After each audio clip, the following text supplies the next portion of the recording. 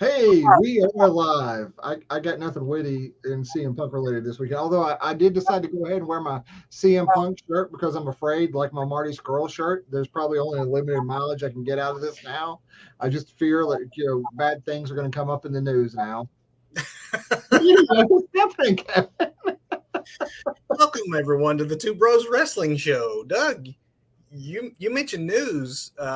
We always have some news, and is the news good? Is it bad? Usually, here lately. It's news for sure, good, bad, or ugly. And in the wrestling world, it tends to be pretty ugly sometimes and always interesting. Well, how about this? Let me set you up for the bad news that we'll probably go through here to say that we'll talk about at the end of the news segment a main event topic that for the first time in a little while is mostly positive.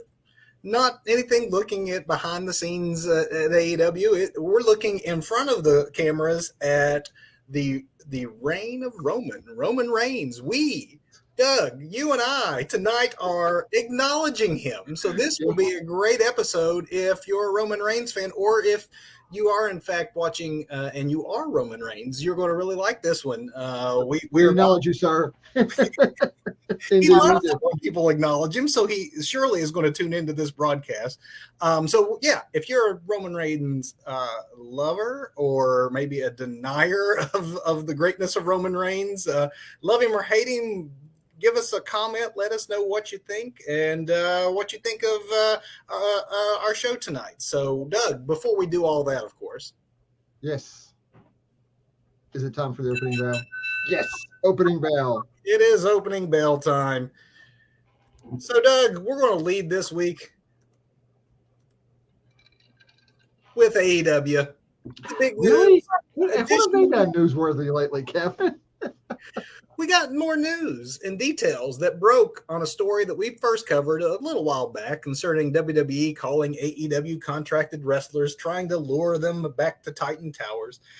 This much was already known, but we know this because Tony Khan has been pretty vocal about WWE messing with him, and Tony also had his AEW legal counsel, draft warnings up to the talent to say that they would be breaching their contracts if they talk to WWE and all that sort of stuff. So what we came out with this week that we know now that we didn't know then is just some of the news about who some of those talents that Triple H's new regime did in fact reach out to.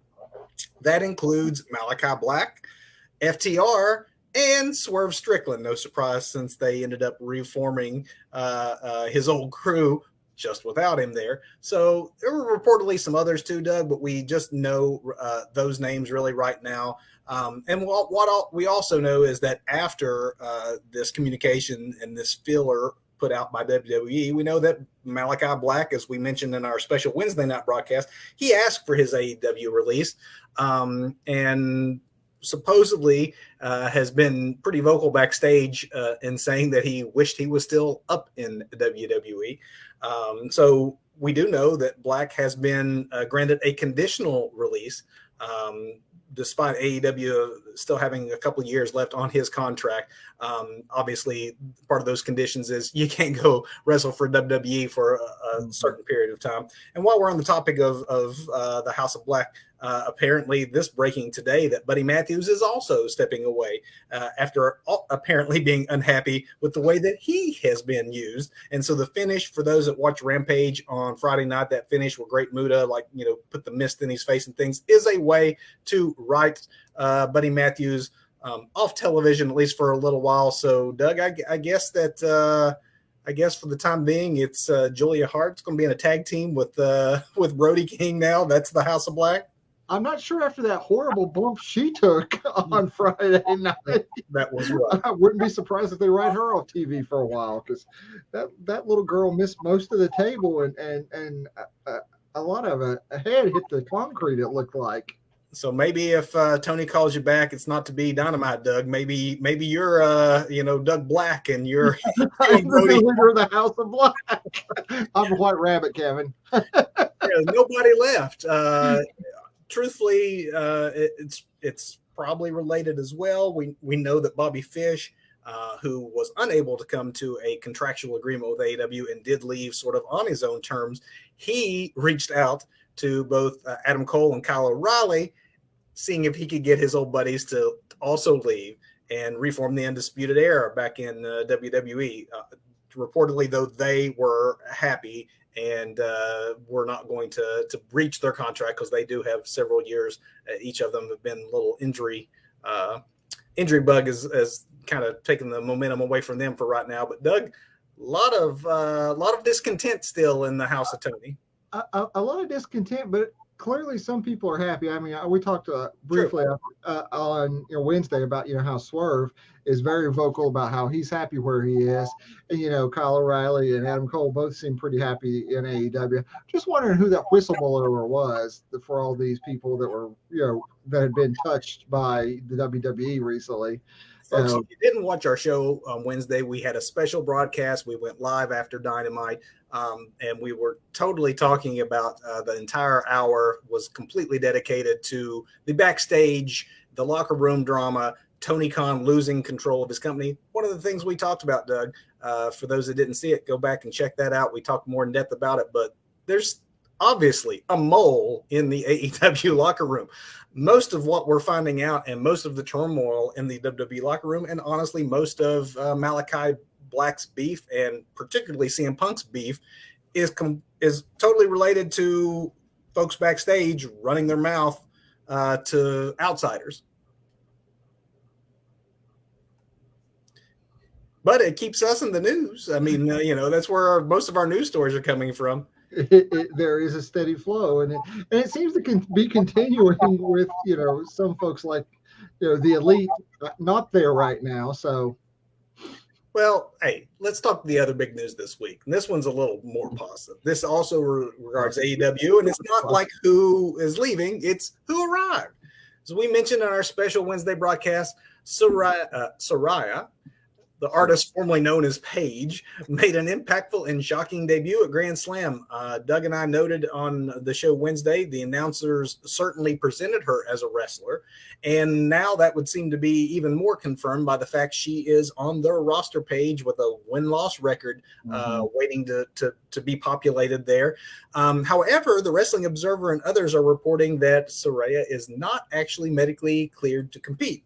If you noticed, she debuted, did a run-in, did not get physical, did not touch anyone. That might be intentional. Saraya's WWE contract was allowed to expire this summer after WWE doctors refused to clear her for an in-ring return, which she apparently was wanting. So now AEW's doctor, or maybe even Saraya's personal doctor, must be doing the same thing because she's yet to be cleared. AEW has to have at least a reasonable assuredness that a return is possible, or why would you sign her, and why in the world would you set up that kind of angle of women's division has changed and things if they thought there was any chance in the world she couldn't wrestle? Because for those of you who don't remember, her career was seemingly cut short 5 years ago by a neck injury. That's not something that you mess around with. You better be sure that someone can actually physically get in there. So here's the interesting thing, because like you say, surely they have plans for her. There's a reasonable expectation that she is going to be cleared. Otherwise, her entire presentation is just completely ridiculous. And it would be an awful bait and switch and not look good upon the company who could use some good news. Absolutely. I mean, I think she can bring value to any company that she's in, especially a company like AEW in the women's division. But if she cannot wrestle, it's just so wrong to present her in such a way that they have so far. But I'm hopeful. Yeah. I hope that she's not returning too soon and just trying to follow in the footsteps of Edge and Daniel Bryan.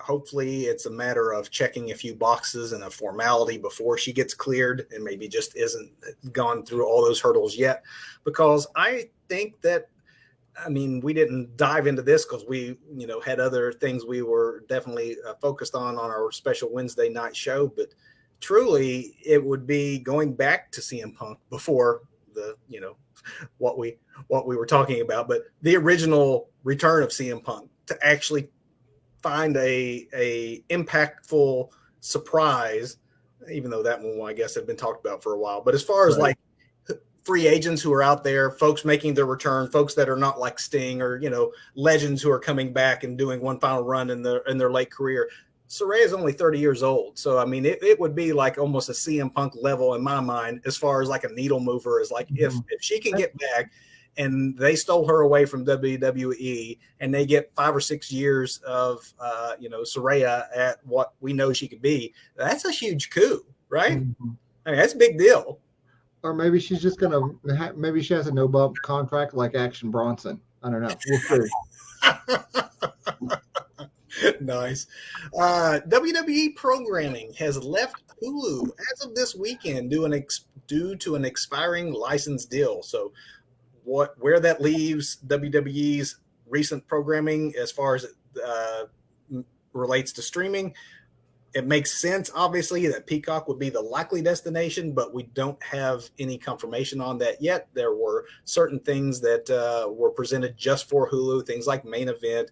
They got Level Up, first. They get Raw and SmackDown next day, which is something that you have to wait months on sometimes on the WWE Network / Peacock. So who knows? This might though end up making it more likely that we see everything come in house under the Peacock umbrella much quicker. Umbrella. There's that Southern West Virginia umbrella. The outlier on this, of course, is Friday Night SmackDown, because Fox may prefer its programming stay on a neutral service like Hulu as opposed to going to the competition, because at the very least with USA and Raw going to Peacock or NXT going straight to Peacock, you're keeping it all in-house. So we will keep you updated here on WWE's evolving streaming destination. And honestly, how this decision is going to reflect a lot on the new WWE leadership. We have to also realize that these levers that are being pulled are by a completely new leadership team. This isn't what Vince wants. So it'll say a lot to see how Triple H and Stephanie handle this new wrinkle in things. 2 months ago, Doug, during more, let's just say innocent times, when MJF was Tony Khan's biggest headache. Now, of course, he's one of his biggest contracts. We knew the two were able to come to an agreement to bring the star back to television. There is no extended time added to that contract. That we also knew, because it ends in January. What we know now that we didn't know a few days ago is just how much money it took to bring Maxwell back into the fold. And that contract is worth $1 million. Not that he's not worth it, but the big money contracts by wrestlers who appear to be holding management hostage is just one more WCW comparison I'm sure Tony Khan would rather I had not mentioned. Mm-hmm. But hey, good for MJF, newly minted millionaire. MJF is definitely worth it, but there's so many things that, even though I think AEW had a great week this past week with their shows. I think we had two, Wednesday night was much more, or not to downplay the B show, which Rampage is the B show, but the B show wasn't as good as Dynamite. Rampage wasn't, but it was still a really good show. Yeah. But I don't know. I still think we're in some scary territory here. So if you watch those 4 hours of TV, you probably noticed this, and you probably have noticed this, fans, if you've been watching over the last few weeks to months, but they don't really talk about the ratings quite so much anymore. And apparently that is also intentional. Dave Meltzer, who is the main force behind the Wrestling Observer, is pretty much saying that the AEW official ranking system isn't dead. You can still find it on their website, but it's definitely been intentionally toned down, according to Meltzer. AEW made the decision not to emphasize the rankings as much on television. Which is kind of just an odd decision to me. And I don't know if maybe Tony thinks that arbitrarily saying you're number 2 and you're number 5 might be the cause of some of the discontent, if maybe talent are taking their own rankings too seriously. Who knows? But not great news in my mind. If you're going to do away with them, do away with them. Just like if you're going to present a wrestler who may or may not be able to actually wrestle, don't present her as that yet. Just present her as returning. Work it out. There's so many things, man. So many things. I don't even remember what it was, but when I was watching Rampage earlier today, because I had to play catch up. Um, after I got home from work. There was just some very very heavy hints of Russo in like an angle there, and it's like, oh, I don't even remember what it was, but I remember thinking, this just reeks of Russo. What is happening? What am I watching right now? Reeks of Russo. That is a scent you do not want. That'll be our first T-shirt. This reeks of Russo. NXT 2.0 is no more, or something like that. This past week, NXT took maybe not a full step, let's say a half step back to its roots. After 1 year of utilizing the 2.0 moniker, it's been dropped for a return to simply being NXT. And accompanying that change is a logo adjustment back to the original brand colors of yellow and black, though in a lot of the usage we saw this week, that was used in combination with the Jackson Pollock kind of like paint splatter stuff that had been the 2.0 theme. So that may be a matter of just trying to change things too quickly, because it was a tape show this upcoming Tuesday, also a tape show. So to really see whether or not the new NXT and the not 2.0 brand has any more significant changes, we'll need to tune in to the October 4th broadcast. That's when NXT comes back for a live rebrand. So some wrestling legends news, Doug. Guess who's got the itch to wrestle again? It's not Ric Flair again. Woo, that's right. He almost died like a week ago, the last time, in his last match forever. What are we doing? His last match forever. The man has as many last matches as the Stones have had farewell tours, I think, at this point. Nothing's official, but the Nature Boy did, as Doug alluded to, just have his latest final match. And yet on his recent radio show, he admitted that when he heard that Ricky Steamboat was getting back in the ring, it gives him the feels. Okay, it gives me the feels too, but no, they're not. It was widely reported that Flair had actually tried to get Steamboat for the big Flair's final match pay-per-view that we're talking about.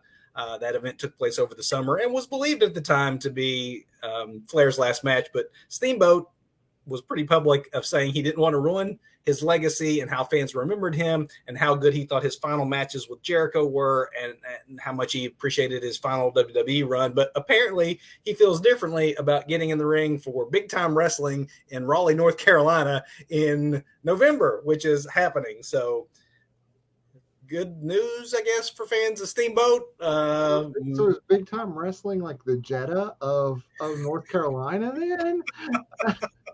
I don't know how they got Ricky Steamboat when Ric Flair couldn't convince him to come back for a big payday. Maybe right, exactly. I mean, that's some Saudi oil money they got to be throwing at Steamboat. Seriously, right? Either that or he secretly has something against Ric Flair. Or maybe he thought he could do it maybe under the radar. And, of course, Rick calling it out means it's not under the radar any longer. Oh, yeah. Some marks like us would have called it out anyway as soon as we got a whiff of it. So true. And Roman would then tell people, because Roman's going to watch this show tonight. Exactly. The Good Brothers have finished up with Impact Wrestling after 2 years with the company that included them being the most prominent names to walk through AEW's Forbidden Door. Also having been the world champions in Impact 3 times, Gallows and Anderson on their way back to New Japan Pro Wrestling. And then finally, I guess, the last news item, speaking of AEW's Forbidden Door, they have that Forbidden Door. Triple H apparently, we'll just say the open door, because yet more former employees are being brought back into the fold. This time behind the scenes, WWE has rehired Gabe Sapolsky to work in creative. Sapolsky was one of the many names working under Triple H as part of his team in NXT that was let go back in January. And now he has returned just as others like Ryan Katz, as well as Road Dogg. Sapolsky started in the wrestling business by publishing ECW's program that they used to sell in the arenas. I don't know where what's wrong with the verbiage tonight, but eventually Gabe became Paul Heyman's assistant, and he was ROH's first booker, and he was the founder of both Dragon Gate USA and Evolve. So Evolve started Sapolsky's relationship with WWE.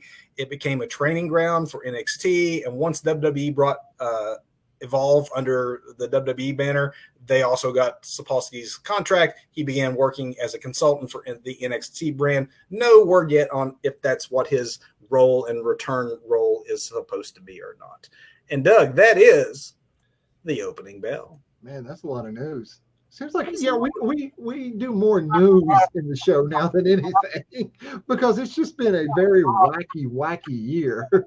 It has been a wacky year. These will be end of the year, or I guess we do it usually in January, our first show back in January after the holidays. We're going to have an interesting time this year, I think, picking performers of the year and stories of the year. There's so many big things that happen in wrestling this year. I'm eager to see how we well, we're getting ahead of ourselves, but there'll be a lot. We still got a few months left, dude. That's true. I mean, who knows how your run with the House of Black's going to go? We may be talking about that in January, but not tonight. I should really take the CM Punk shirt off. Tony's going to be mad.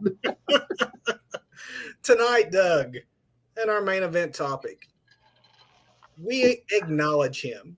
Day 756 of Roman Reigns' world title reign. When you include the winning of his Universal Championship and, of course, the unification with the WWE Championship, that is more than 2-year span. That is shocking in this modern age of wrestling, which is why we thought now is the perfect time for us to dedicate a complete show to our tribal chief and talk about what it means in this day and age to have a 2-year reign as world champion. Doug, I know we kind of became converts once we saw this character shift and loved what they were doing with the bloodline gimmick, but I'll be honest, I didn't see it evolving into this dominant a reign at the top of that division. And here's the thing, I actually do have a great theory. I don't know if it'll happen, but this is my armchair booking, which we'll talk about later. But yeah, at present, there's nobody to dethrone this champion. There are people who could be considered legitimate threats, I think, to this championship. But now with Solo Sikoa and Jimmy and Jay, and Sami Zayn, there is a unit there to insulate and protect this very dominant heel, champion anyway. But, you look at the roster, they have got to build somebody up and build them up quick. So I definitely want to talk about who we think those threats might be. But what I'm hearing from you is, and I agree, that we don't see this ending anytime soon. Absolutely not. So we're at 756. That is already the longest world title reign in more than 40 years. It is now the 6th longest reign of all time. So what was Samartino's reign? Do you know? Yes. Here's the top 5 for you. Okay, cool. Of course you know. Of course you have it. Number you're not gonna Google it while we're on air like I was about to. I think he might take the number 5 spot because Roman's at 756. Pedro Morales, which is kind of surprising, I imagine, to a lot of people, but Pedro Morales was WWF champion, I guess it was at the time, for 1,027 days. So if Roman holds through Mania, which we fully anticipate he will, he'll probably take over for Pedro. Number 4, Bruno Sammartino, 1,237 days. Number 3, Hulk Hogan, 1,474 days. Number 2, Bob Backlund, an astounding 2,135 days. And number 1, hey, it's that Bruno guy again, 2,803 days. And to save folks the math, yes, that's just shy of 8 years. So, Doug, I'm not sure our tribal chief's going to hold it for 6 more years. No, he won't. But that is an astounding modern day accomplishment in professional wrestling. Yeah, modern day. Because what do you notice about those other 4 or the other 5? What do they all have in common? 4 from the 70s and 1 is from the 80s. Right. This doesn't happen anymore. They do not book that way these days, and there's reasons why.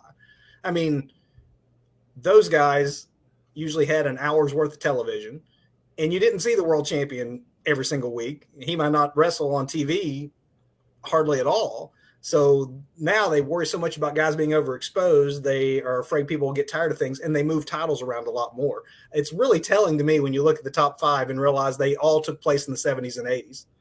And, you just saying that, I realize now why Reigns has a part-timer schedule, because we don't overexpose him. He is the champion, which I think damages, both shows that he's on, because there's no top level champion there every week in and week out. But I think that would be overexposure. I had not even thought about that. I was just And thinking good for him for, knowing his worth and getting a lighter schedule. But I don't now I'm thinking it has absolutely nothing to do with that. Well, maybe something, but not the prime reason. yeah, You know? and when he's on SmackDown, he's usually talking. He's usually Yeah, not wrestling. yeah, And that's true. it is an old school approach, and there's good and bad to that, obviously.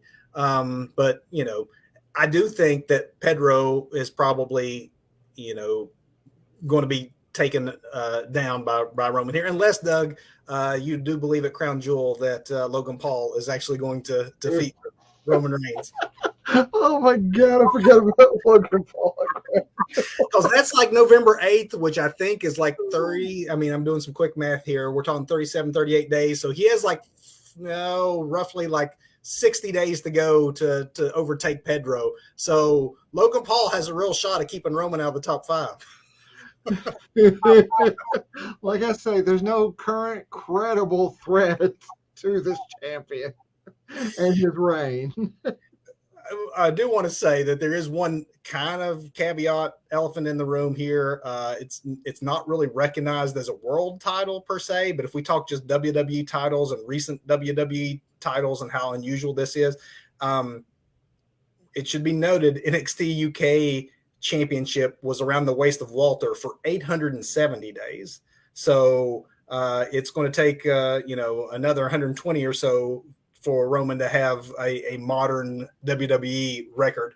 What? Walter became Gunther, so it wouldn't matter. No, that guy doesn't exist anymore. So we just erased from the books. I think that they probably would want to be able to legitimately say that he's the longest title holder of any sort in 40 some years. So I would say that 870 is easily doable. Doug, looking at that other list though, when we go to Bruno's first reign at 1200 or Hulk at 14, or I don't think we're going to get into 8-year territory, 6-year territory, which is Bob Backlund. But I think maybe number 4 and number 5 there. I mean I think 1,000, 1,200, those might be within reach. I think those are within reach, especially if you do a face turn at some point, and completely flip the tribal chief. You do a face turn, and then you can get some more mileage out of it. Yeah, which I think, I've always thought that the best thing to do would be turn him heel, make people hate him, get people behind him, and then flip him back to face, and then he's a legitimate face instead of being forced down our throats week after week after week as the ultimate baby face. I think this works much better, because when he does become a heel, man, just the roof is going to come off the place, a baby face, the roof's going to come off the place again, and it's going to be a whole new ride. So you gave me a perfect segue for what I wanted to get into next, and that is the fact that going into the history of how we got to this point with Roman, he was hardly the guy you would have picked at the time, especially to be someone who is the 6th longest world champion in the company's history. When the Shield came up, I think the internet wrestling community, by and large, we all liked the Shield as an act. We all saw the possibilities there. But even amongst his own team, I don't think he would have been the first person any of us would have picked. I mean, Seth at the time before we knew what all was still there, and Seth, we knew he was the technician and the high flyer, and Moxley or Dean Ambrose at the time obviously was the best of the 3 on the mic. Roman was the big guy who looked great in the group. He had the physical look, but he was the silent assassin. He was the least likely of even his own team, I think, to break out as a star. So, and here's the thing too, because I remember interviews with Punk after he left WWE, always talking about this Joe Anoa'i guy that they were super hot with down in OVW and all this, and he didn't see a thing in this dude, but they were super hot on this kid, always saying he was going to be something. Even when they brought the Shield to the main roster, talking about how Anoa'i is, Reigns is going to be the breakout of this group.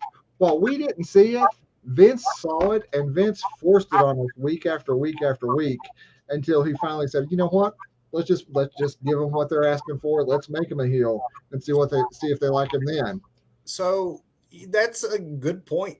I mean, who was wrong in this situation? Was it all of us who misjudged the potential of Reigns, or was it? I know Vince was always fond of saying that we give the WWE universe what they want, and why you can anecdotally point to like certain things in the character evolution. Those are when that happened in WWE with Vince. Those were usually reluctant. Vince was not. He did not really listen to the WWE universe unless he was positively forced to do so. And I think that by forcing Roman down our throat at the time, it should be noted, Roman was still so green. He had at the time a very limited skill set and the way he was positioned. I mean, he did not have the electrifying charisma of his cousin. He had a charisma, as it turns out, more of a brooding, menacing charisma, but that made him trying to play to our affections just sort of someone miscast in the role. So I still think that that's more on the creative side than it was on our side missing it. It did not help, by the way. I think those real like go away heat boos that Roman started to get, that happened when he won Royal Rumble, when the fans at that time wanted nothing more than Bryan Danielson, Daniel Bryan at the time.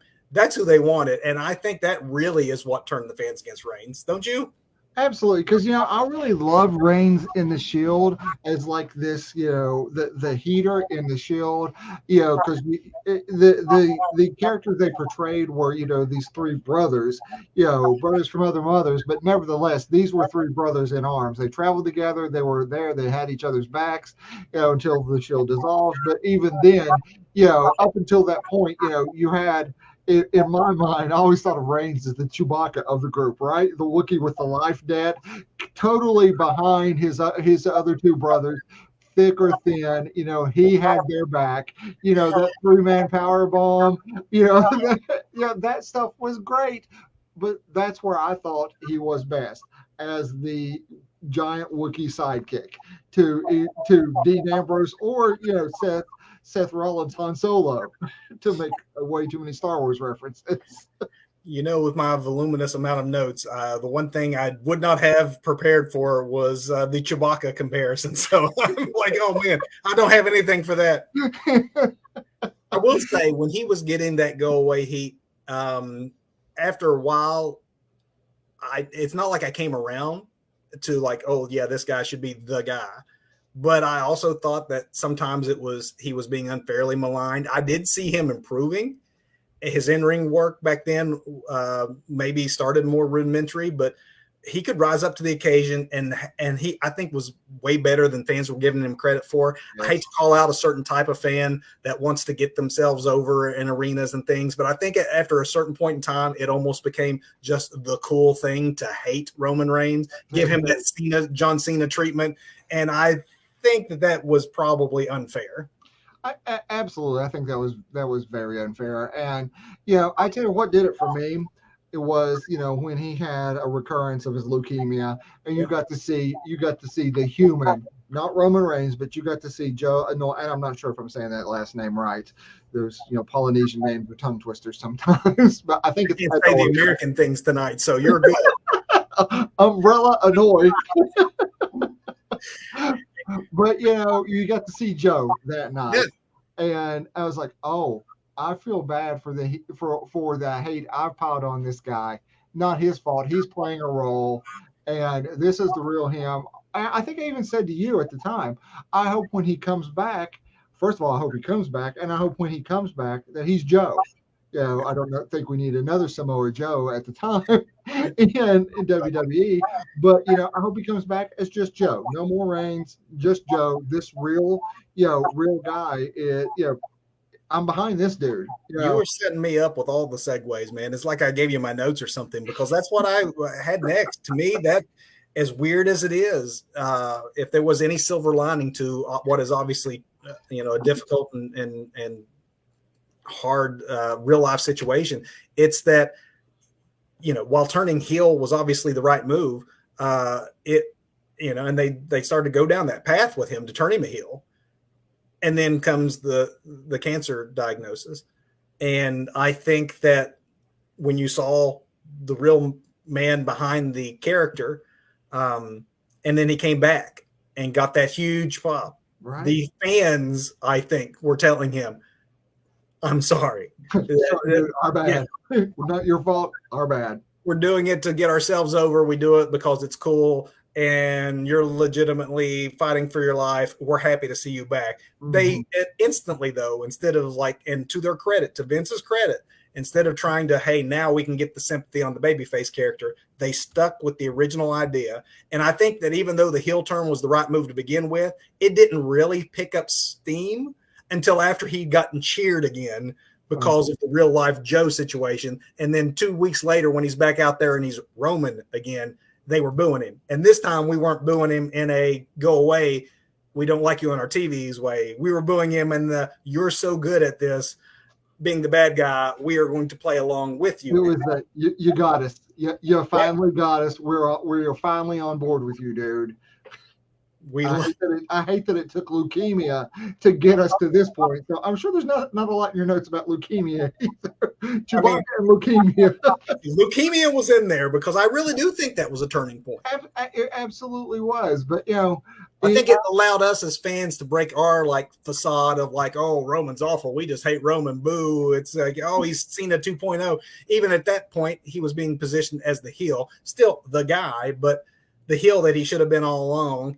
And hey, now we get we love how dislikable you are, so we can boo you, which is, I think we now got over the trying to be too cool for ourselves and booing Roman just because he was Roman, which again, I even thought that was Cena, quite honestly, that sometimes it was just overdone to the point that fans were trying to get themselves over, and he was actually better than he was sometimes given credit for. Mm-hmm. So as far as modern day Reigns, obviously he Reigns. It's hard with the same word here, but CM Punk actually had one of the longest modern day reigns. He's in the top 10 of all time, as did AJ Styles. But at this point, Reigns has more than doubled both of them. So again, as we pointed out, all those reigns in the 70s and 80s are almost the outlier. Now we're talking about in the modern era, there was what Punk did, what AJ did, and now what Reigns has been allowed to do, which is more than twice that. Doug, was he the right choice for that? Do you think that the right guy? There are other guys that, I could see in that doing that. I think there are other guys that are not more deserving, but deserving of something like that. But at this point, I cannot criticize what this man has done with his character, what he has accomplished, and even his in-ring abilities, because, clearly the dude could have a future in cinema just like his cousin if he chooses that, because the acting, we talked about it before, just the frustration and the selling that he does is so much better than it was 5 years ago. And, I expect it to continue to get better. This is a man who is at the top of his craft right now.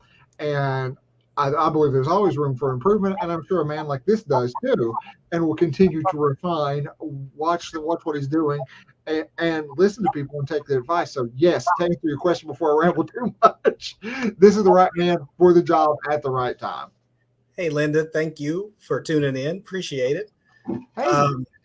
Yeah, Doug, I agree. I mean, it's almost like who else? I mean, we didn't see this coming, but now that we've experienced the last 2 years of what this character can be, and we talked about overexposure, why these things don't happen so much anymore. And yet he's on our TVs once, sometimes twice a week if he shows up on Raw, and usually he just speaks, and yet the storyline moves forward and we're entertained. So he's not even having to do it in the ring necessarily, but in the ring is ultimately how you're judged. So Flair's 80s, you think of Flair and the big gold belt in the 80s, but Flair had Steamboat and Sting, Race, Dusty.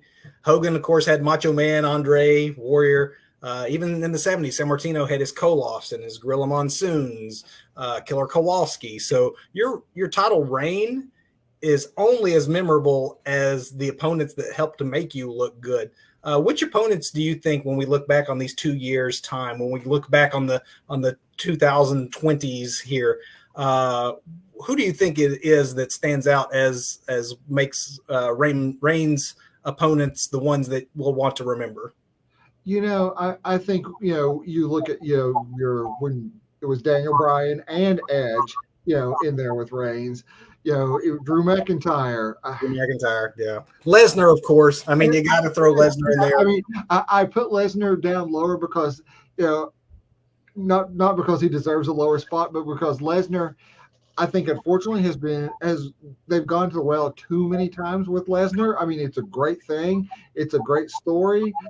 But I think they went to the well too many times. It was almost right before Vince left. It was almost, in case of emergency, break glass, break out the Brock. The Brock. Really? AJ Styles. Mm-hmm. I mean, his program with AJ was memorable. Good matches with AJ. The problem with long-term reigns, and we've been dancing around this, with talking overexposure and things, but it's more than just overexposure. The reason you don't see them in the modern day of wrestling is maybe overexposure, but it's the fact that because we have so much of a good thing, our streaming services, our social media, our hours and upon hours and upon hours of television, we quickly want to move on to the next thing. So I think that is another testament to Roman, that there hasn't been that go away heat, like we're tired of Roman being the champion. Yet at the same time, someone has to be the next champion. We can't keep going back to the Lesnar well, even just as far as not who's going to be the next champion. Right now, if you look at the landscape, what matches remain for Roman that would be fresh? It doesn't mean they have to be first-time matches, but they don't have to be Lesnar either. I think Drew still has maybe some chances before that gets stale, but maybe only one or two more, because he's wrestled Roman quite a bit. Who on the current roster would actually seem like a threat enough that we haven't seen against Roman 1,000 times already? So, not Logan Paul. Fans will remember that we had a great program with Strowman and Reigns once upon a time. When I was so hot for Strowman. That sounds weird.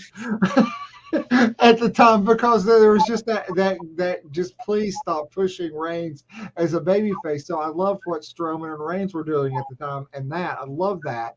Strowman's back, man. There's something that could happen there. Yeah, I think I originally thought very differently, and I'm just going to go to my armchair fantasy booking here.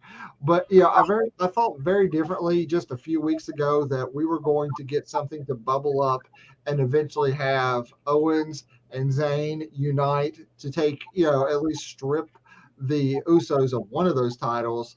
But I don't think that's the case now, man. I think there's a very, very slow burn with Sami Zayn, where he is eventually going to snap and realize how the bloodline uses him. Not just the Usos, not just Solo Sikoa, but the tribal chief himself. And I'm now putting my money on Sami Zayn taking at least one of those bouts eventually, probably after WrestleMania next year. That is a bold prediction. I did not see that coming from you. I hope it doesn't happen anytime soon, because honest to goodness, Sami Zayn is one of the most entertaining things on television. Yes. I could just week by week hear him say yeet, and we'll be very happy. I mean, it is if WWE is into long-term booking and storytelling now, which I think with Triple H back behind, in firm control of the reins, no pun intended.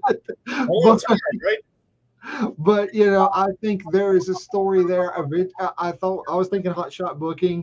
We get El Generico and Steen teaming together to squash the Usos and break those championship title runs. I think it needs to be Sami that takes one of those belts from Reigns at this point. But it's just going to be that build up, break him down, build him up, break him down till Sami just snaps. So. I agree with you that Strowman is going to get a main event or two. That's, I think, one of the reasons why they would have wanted to have him back. I think Bobby Lashley is a guy who we haven't seen very often. Absolutely. In that main event scene. He had that New Year's-ish, I don't think it was actually on New Year's Day. Maybe it was, actually, that day one pay-per-view. He had that one match, and it was like a triple threat, so he lost but didn't really lose to Roman. And so I think that Bobby Lashley, a big dude who can also go, they've only scratched the surface of what a Reigns-Lashley program can look like. Unfortunately, Big E was injured, but I think Big E was one I could have seen in a feud with Roman had they continued pushing Big E forward.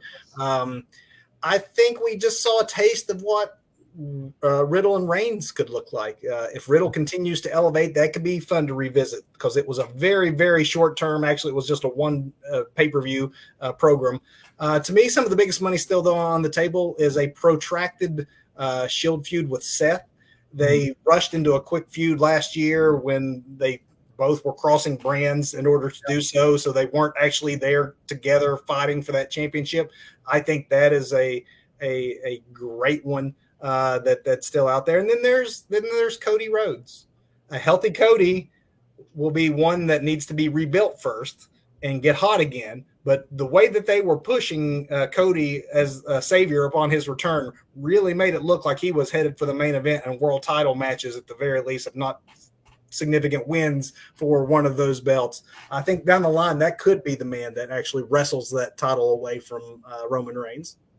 I think so too. And who really wouldn't want to see a Walter Reigns just as a one-off, man? Who would not want to see that? I have not thought of that, but and they are building him up quite nicely with his current title run. So I mean, I maybe still have too much of the Vince McMahon style booking in my head, but thinking that Triple H might see the value in that. These two big dudes slapping the crap out of each other. I'd pay for that. Absolutely. I'd love to see a Pete Dunne, drop this Butch nonsense. Love to see, the Bruiserweight get in there and have a shot too. But now I'm fantasy booking even more. But, really, probably what could happen here, Kevin, we've not really talked about NXT call-ups, but let's call the kid a Steiner. Let's bring him up and let's make that happen. Put his dad or his uncle or his dad and his uncle in his corner to counteract the rest of the bloodline. And let's see what happens. So you're thinking we've named some challengers. We've named some matches that are still there on the table. It doesn't have to be in case of glass break it and get Lesnar back out. I do think that he and Drew have a great chemistry, and there's maybe a match still in there, but we've seen it now a few times. But I think we just named 4 or 5 pay-per-views worth of booking here that takes you at least into the Pedro Morales territory of 1,000 and some days. We've talked again possibilities for feuds, possibilities of who we think might dethrone. Let's talk timing. Again, elephant in the room. I know I used that analogy earlier, but elephant in the room we haven't talked about. Vince McMahon, it's been well known, has been holding on to the idea that we eventually get Rock Reigns. If Rock is available for Mania, I think Triple H is going to buy right into that too. I mean, heck, if I was the booker, that's what I'd want to. Who wouldn't want to see the tribal chief with what he's done against his cousin, one of the legit greatest of all time? There's not a lot of dream matches still out there, especially for guys from that one generation. There's not really much reason. I know Rock's come back a time or two over the years. There's really not much reason for Rock to ever really return, except for this very obvious storyline of working with his cousin. Do you think that Reigns holds that title at the very least until we get that Mania match with Rock? Absolutely. I was actually, another geeky aside, I was rewatching the Black Adam trailer today, which looks great. and Rock, it looks exceptional in it. Rock talking about how, or not Rock, but Black Adam, the character talking about how he's not peaceful and he does not surrender. I can see those lines. I mean, there's perfect product placement. There's corporate synergy right there to tie in, But I think Rock also does the job for his cousin to put him over. Maybe he, along the way, beats some sense into him, and maybe that's where we see a face turn. I don't think Reigns drops anything to Rock. I don't think Rock goes over in a situation like that. But because Rock has nothing to lose. And we've talked before, I don't remember if it was on or off the air at this point, but it doesn't make sense for Rock to hold a championship in WWE Exactly. at this point. It does not make sense. Is there a possibility for swerving us that maybe that's how at least one of the titles, if not both, I'd like to think that they're unified in their one title, but that's to be determined. But do you think that The Rock coming back is a way they could do that without having it be like foreshadowing what's going to happen at Mania, and that will be Rock obviously not getting the title at Mania? I don't know that when you can have a world title match or a world title and a universal title match as headlining one of the big nights of WrestleMania. I don't know that Rock versus Reigns, for who truly sits at the head of that family table, I don't know that it needs the title, but I don't. Well, that's fair too. But like you, I just don't see, armchair booking aside, I really don't see right now, unless someone gets super hot or Cody comes back, wins a Rumble or some big surprise, I just don't see who it is that conceivably can take that title. So I do think that they do wait and have a world championship match with Roman and Rock. But what if Rock can't go or doesn't sign on to this? Like, where does this end? We're not getting 6 more years. We know that. Do you think it's better to have it come via something like a shock, like a Theory's Money in the Bank or cash in of some sort? Or do you think that this has to be a situation where you make a guy, where you take a guy who maybe you elevate a Braun Breaker at the right time or something, and have somebody get a significant victory over him as opposed to making it a, hey, slipped on a banana peel, now we have a new world champion kind of thing? I think the slip on a banana peel could come in a Sammy kind of way if they continue the character that Sammy has now. But let's think back to NXT Sami Zayn. I don't know if that guy's even around anymore. I'm pretty sure he could be resurrected, but I would love to see Sammy take one of those. I think if we're talking about current roster, who's out there, really, I see 3 people who can take about one of those belts from Reigns, and that's Cody, Breaker, or I really do think Sammy has a chance here, just because maybe KO's in his corner, with the bloodline and everything. But it's one of those 3 people. There's clearly a story arc with Sammy that's developing. I don't know where it goes. I know where I'd love to see it eventually go, but I think the best option, now that the more I'm just talking about it and just spitting it out into the world, is that it's Breaker. You make that guy. You make him a made man. Again, when I was ranting earlier, I think you put his dad and his uncle in his corner at a major premium live event to counteract the other family and see what happens, man. And then there's those 2 bulls that go at it. So here's where I'm going to go into some armchair booking. I think that if Rock comes back and has this match with his cousin, we've thought this for a few years now and it hasn't happened. So it really may not ever happen. But if it's going to happen, this obviously is a perfect year for it. He's had the title for more than 2 years. It's happening in Los Angeles. Mm-hmm. I think that nothing happens until we have this match in April. I'm saying Rhodes, new world champion, SummerSlam 2023. I think that as far as where this reign of Roman Reigns ends, I think we at least go through Mania. If The Rock is on tap, then Roman's going to win. If The Rock doesn't go and we have to go some other direction, maybe that is where he loses it sooner than I think. But I think that we're at least at September of next year. SummerSlam is usually in August. I know it was July this year. I think that August is the earliest I can see Reigns losing this title. I agree. If The Rock gets involved with a program that lasts all of Mania season. I agree. I totally agree with that. I think at the earliest we see Reigns drop a title is at SummerSlam next year. So drop a title. We've obviously talked about what an accomplishment it is and how much we had Roman wrong from the get-go, how he's the right guy for this role.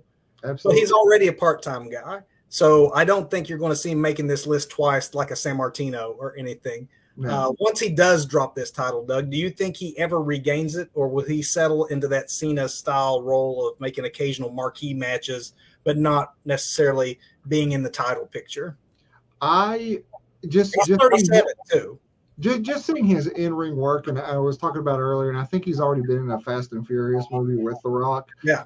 I think I mean he has a great look. He could be a new Conan. He could be on Aquaman stand-in. If we're talking Jason Momoa, it's Aquaman. He could be a Dothraki tribal chief. I mean, he's already got the experience there, right? Nice.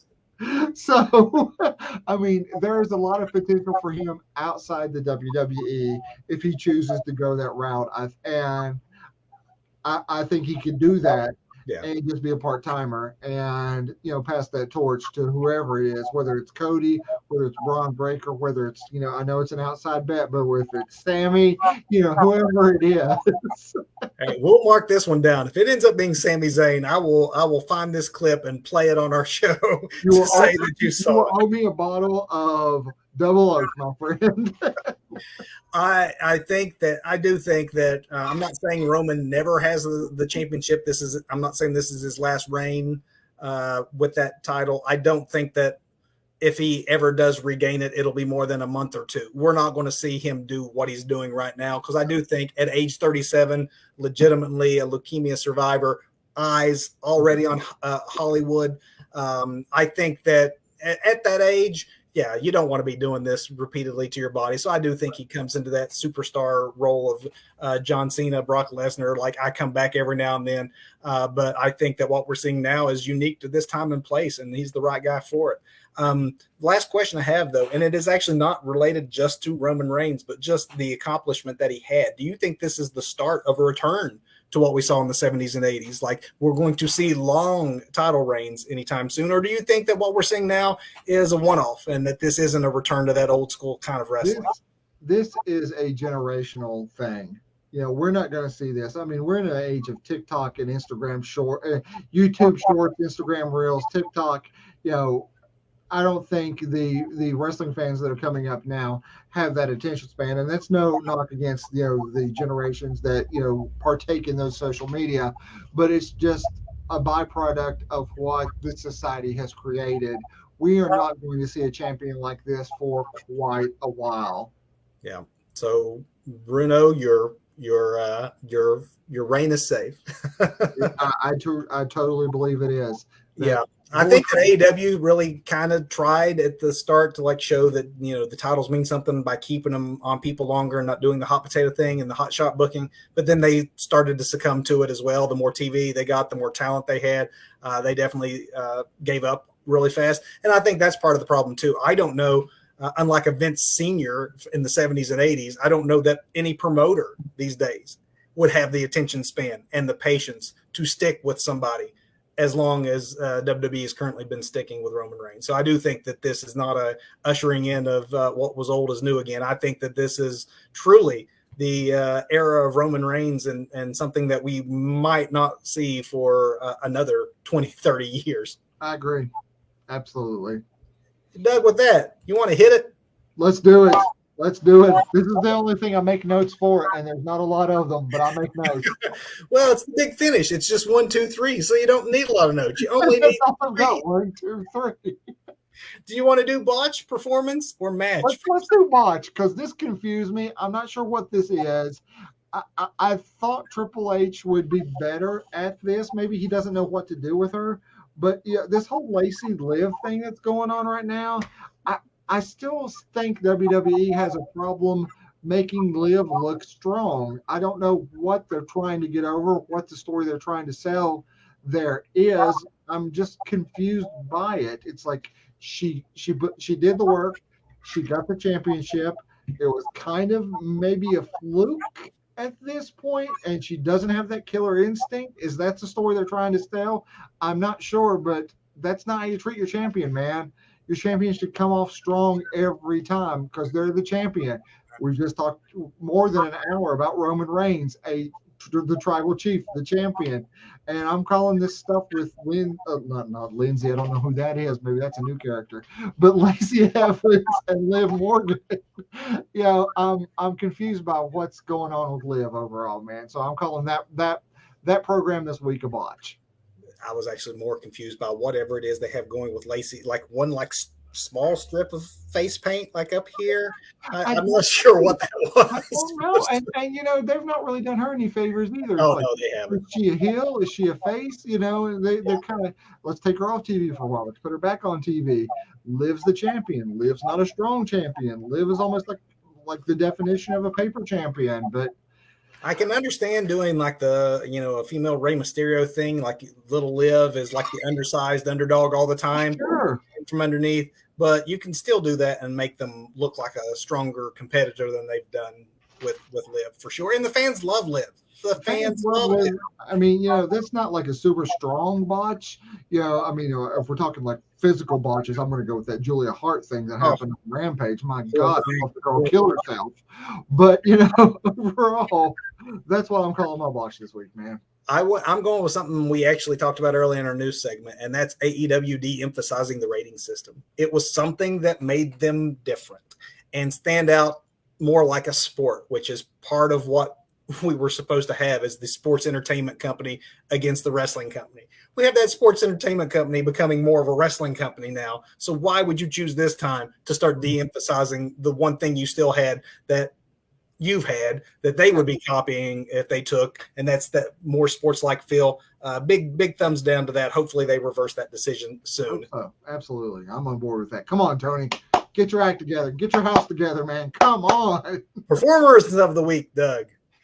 Man, yeah, I did have Mox down just for all he's done for AEW lately, but with everything Sammy did and everything that Sammy's been doing, I'm a Sami Zayn stan right now, straight up, man, straight up. And that whole encounter on SmackDown this weekend, come on. I mean, Reigns deserves his kudos too, and so does the rest of the bloodline. But Sami Zayn, this is building so well. I don't think I've been this excited about a faction coming apart as the what was it, Evolution, where we know it's coming. We know Big Dave's gonna power bump. We know it's coming. We know they're gonna break up. Sami Zayn, man, performer of the week for me. What's funny, I'm watching that on Friday and I'm like, oh, it's happening. And then I'm thinking, no, not yet. I'm enjoying this too much. Don't take it away from me yet. Yes, don't take this away from me. I want to see the pasty, redheaded guy come out dancing like a fool, and me like paying attention to him standing behind all these huge Samoans who look legitimately intimidating, and Sammy feeling like he looks intimidating just because of association is absolutely the best thing on TV most weeks.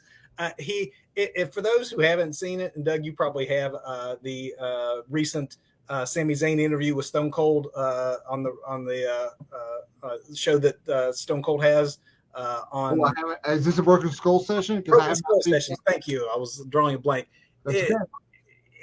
Stone Cold giving him credit for the acting chops, like the facial expressions, like the timing, and they really they broke it down and showed some clips and stuff, and you really realize whether it's over the top cartoonish, like he had to do with Knoxville, or just subtle in the way that he might turn.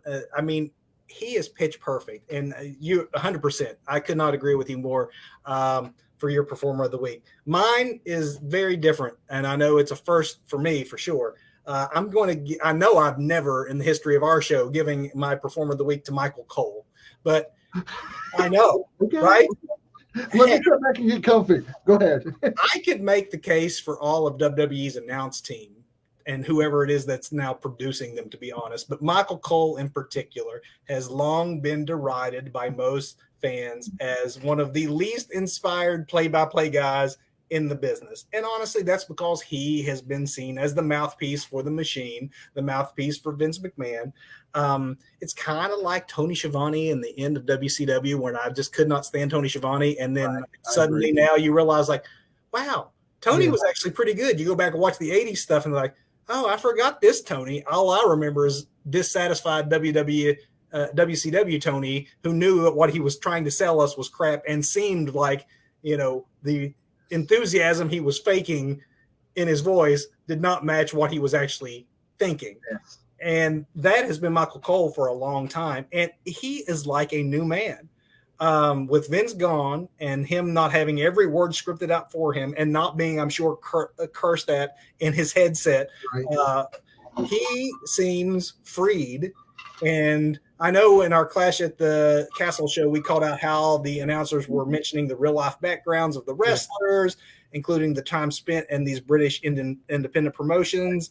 And I thought, maybe this was a one event thing to make it feel big there for England to, really concentrate on England. And then here on like SmackDown last Friday night, Michael Cole, of all people, discussing the history between Ricochet and Sami Zayn, actually bringing up their feud in Pro Wrestling Guerrilla. Freaking Pro Wrestling Guerrilla out of the mouth of WWE's lead announcer.